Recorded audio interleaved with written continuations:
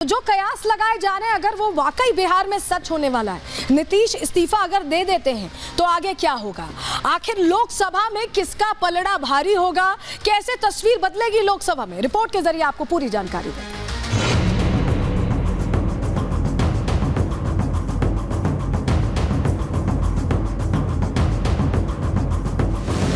सियासत में कहा जाता है कि ना के पीछे एक हाथ जरूर छिपी होती है।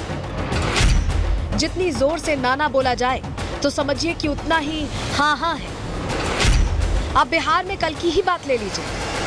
एक गाना गाते रहते हैं, मैं मैके चली जाऊंगी तुम देखते रहियो, लेकिन मैके का दरवाजा बंद है। केंद्रीय मंत्री गिरिराज सिंह कल तक जिस बंद दरवाजे की बात कर रहे थे, 24 घंटे गुजरने से पहले सत्ता की चाबी लगते ही वो खुल गया और संभावना के दरवाजे पर रेड कारपेट भी बिछ गया। राजनीति में हमेशा दरवाजा बंद नहीं रहता।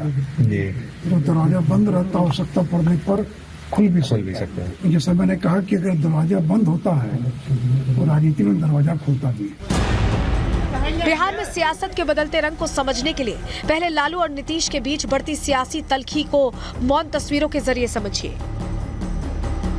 24 जनवरी को नीतीश और तेजस्वी ने 11 मिनट तक मंच साझा किया, लेकिन दोनों बोलना तो छोड़िए, एक दूसरे की तरफ देखे तक नहीं। ये दूसरी तस्वीर आज की है। गणतंत्र दिवस के कार्यक्रम में नीतीश के सूबेदार की कुर्सी उतनी ही दूर लगाई गई जितनी इनके दिलों में दूरी है। एट होम कार्यक्रम में भी जब सियासत जलेबी की चाशनी में अपनी उंगलियां भिगो रही थी, तब भी तेजस्वी नदारद थे। जलेबी खाइए, आज गणतंत्र दिवस है। तो गठबंधन के सवाल पर नीतीश ने लंबा मौन साध लिया। मुख्यमंत्री जी कुछ कहेंगे? मुख्यमंत्री जी कुछ कहेंगे?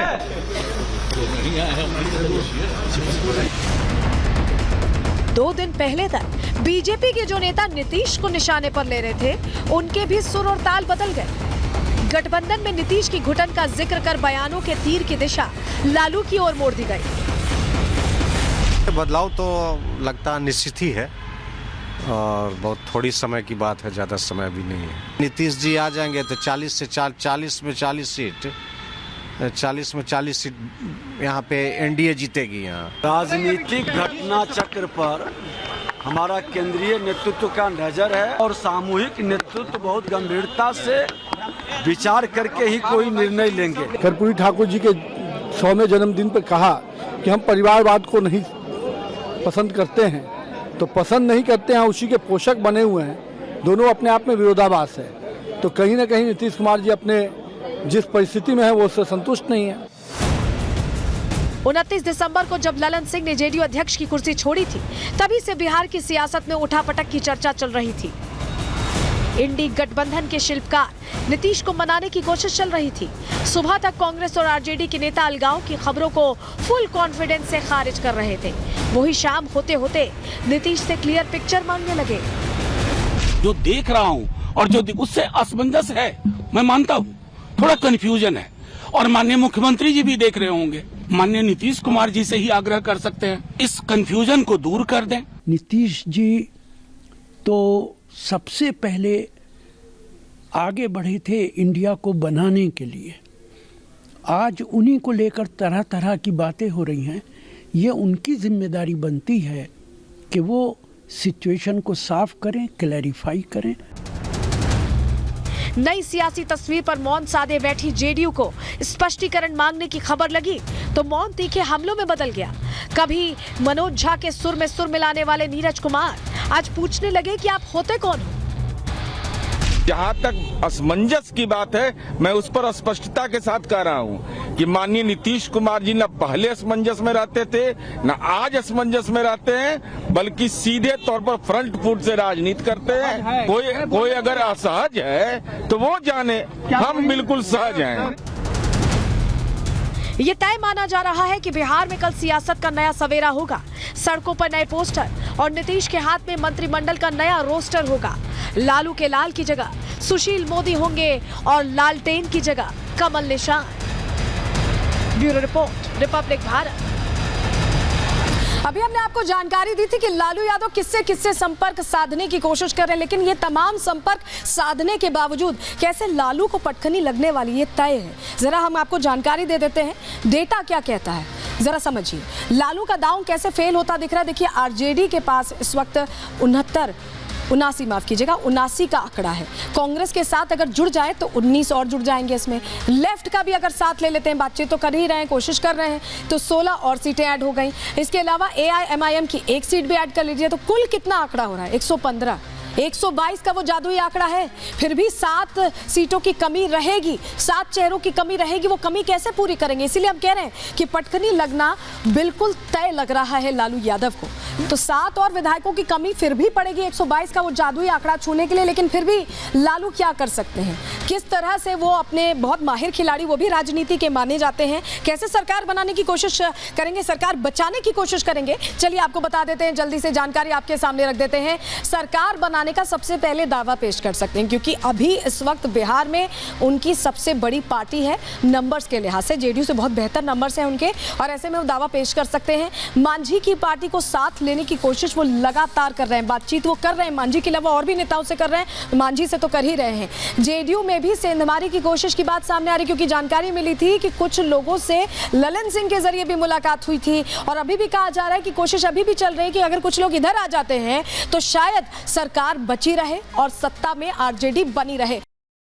फिलहाल इंडी गठबंधन जो 82 सीट्स है उससे दूर है, जो आंकड़ा था उससे बहुत दूर है। और केजरीवाल का, जैसा मैं आपको बता रही थी कि उनका अलग होना बिल्कुल तय है। नीतीश भी अलग रास्ता ले रहे हैं। ममता बनर्जी पहले ही बता चुकी हैं कि वो सीट शेयर नहीं करेंगी। ऐसे में खड़गे अकेले खड़े दिखाई दे रहे हैं, उनके साथ बहुत बड़ा कोई कुनबा नहीं दिखाई दे रहा, जैसा कि ये प्रोजेक्ट करने की कोशिश कर रहे थे। तो क्या अब जो बैठक होने वाली उससे पहले कुछ बदलेगा या इंडी ऐसे ही छिटक जाएगा? रिपोर्ट आपको दिखाते हैं।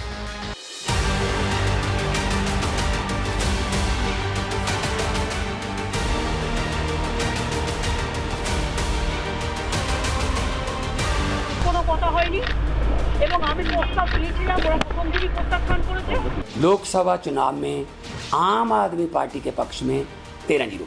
भारत के प्रधानमंत्री का भावी उम्मीदवार बनाएंगे विपक्ष पार्टियों की ओर से, वो भी उनका सपना टूट गया। तो वैसी परिस्थिति में एक ही उपाय हो सकता है इनको कि ये जहाँ जिस गठबंधन में है इस गठबंधन से नाता तोड़ें। 18वीं लोकसभा के लिए होने वाले चुनाव के बचे दिन अब उंगलियों पर है। मोदी, शाह और जेपी नड्डा की रणनीति पर बीजेपी आगे बढ़ रही है। पार्टी का कॉन्सेप्ट क्लियर है। बीजेपी अपनी रफ्तार से चुनाव में जीत की ओर बढ़ रही है। बीजेपी ने अपना चुनावी बिगुल फूंक दिया है। प्रधानमंत्री नरेंद्र मोदी ने यूपी के बुलंदशहर से चुनावी अभियान शुरू कर दिया है। इस मौके पर बीजेपी की चुनावी कैंपेन की थीम भी सामने आ गई है। मोदी तीसरी बार हैट्रिक मारने की राह पर निरंतर आगे बढ़ रहे हैं। वहीं दूसरी तरफ 2024 के चुनाव में बीजेपी का मुकाबला करने के लिए बना इंडी गठबंधन पटरी से उतरता दिख रहा है। ममता बनर्जी एकला चलो पर आमादा है, तो वहीं पंजाब में भगवंत मान ने भी राज्य की सभी 13 सीटों पर अकेले बढ़ने की बात कहकर कांग्रेस की मुश्किल बढ़ा दी है। इंडी बंगाल, पंजाब और बिहार में तो अपना अस्तित्व खोता दिख ही रहा है। वहीं इन सब के बीच महाराष्ट्र में उद्धव की अगुवाई वाली शिवसेना भी 23 सीटें चाहती है। इंडी गठबंधन के घटक दलों में रसाकशी के बीच बिहार में राजनीतिक हलचल दिखाई दे रही है। ऐसे में चर्चा शुरू हो गई है कि पीएम मोदी से मुकाबले को बना इंडी गठबंधन चुनाव से पहले ही बिखर कर टुकड़े टुकड़े होने की कगार पर है। हमको तो बहुत पहले से ऐसा एहसास रहा है, इसीलिए हमने कहा है कि गठबंधन लगता है कि ताश के पत्ते की तरह से छिड़क जाएगा। हालांकि इंडी के दल सब कुछ जानते बूझते भी नाना की सियासी चाल चल रही है। हमें उम्मीद है कि नीतीश जी एनडीए में नहीं जाएंगे। नीतीश जी इंडिया गठबंधन को मजबूत करेंगे। महागठबंधन जो है वो अटूट है, और हम लोग के नेता आदरणीय लालू प्रसाद यादव जी और नीतीश कुमार जी दोनों लोग एक साथ हैं। दोनों लोग मिल करके जब काम कर रहे हैं तो बीजेपी के लोगों को पेट में दर्द हो रहा है। बिहार में इस बार 40 का 40 सीट महागठबंधन के झोली में डालने के लिए सब लोग काम कर रहे हैं। लेकिन चुप चुप बैठा इंडी गठबंधन जानता है कि बात बहुत आगे बढ़ गई है और वो लोकसभा चुनाव से पहले ही बिखरता दिख रहा है। इंडी अलायंस का दी एंड होता दिख रहा है। इसकी कई वजहें हैं। ममता बनर्जी ने पश्चिम बंगाल में अकेले चुनाव लड़ने का ऐलान कर दिया है। दावा किया है कि उनकी पार्टी बंगाल में अकेले बीजेपी को हराएगी। पंजाब के मुख्यमंत्री ने भी पंजाब की सभी 13 सीटों पर आम आदमी पार्टी उम्मीदवार उतारने की बात कही है।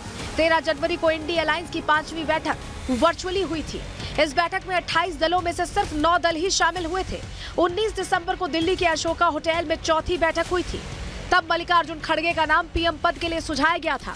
खड़गे के पीएम फेस के सवाल पर अखिलेश यादव ने चुप्पी साध ली थी। इससे इंडी अलायंस से समाजवादी पार्टी का मनमुटाव भी सामने आया था।